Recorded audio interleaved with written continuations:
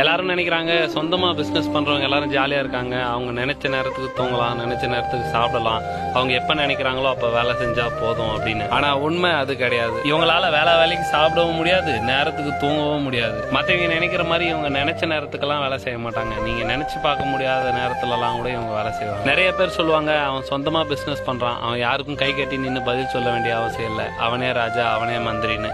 அது என்னமோ உண்மைதான். ஆனா அந்த ராஜா உக்காந்துட்டு வேலை வாங்குறதுக்கு அவங்ககிட்ட வேலையாட்கள் கிடையாது. எந்த வேலையா இருந்தாலும் அந்த ராஜாவே தான் செய்யணும். அது அவ்வளவு சுலபமான விஷயம் கிடையாது. சொந்தக்காரங்க ஃபங்க்ஷன், நண்பர்களோட ஃபங்க்ஷனுக்கு லேட்டா போறவங்கள பாத்துருக்கீங்க. சொந்த வீட்டுல நடக்கிற ஃபங்க்ஷனுக்கு லேட்டா போறவங்கள பாத்துருக்கீங்களா? இவங்க போவாங்க. ஒரு 2 நாள் சேர்ந்த மாதிரி லீவ் எடுத்துட்டு ஒரு வெளியூர் கூட போயிட்டு வர முடியாது. வேலை செய்யற எல்லாருக்குமே வாரத்துல ஒரு முறையாவது லீவ் கிடைக்கும். இவங்களுக்கு வாழ்க்கை முழுக்க லீவே கிடையாது.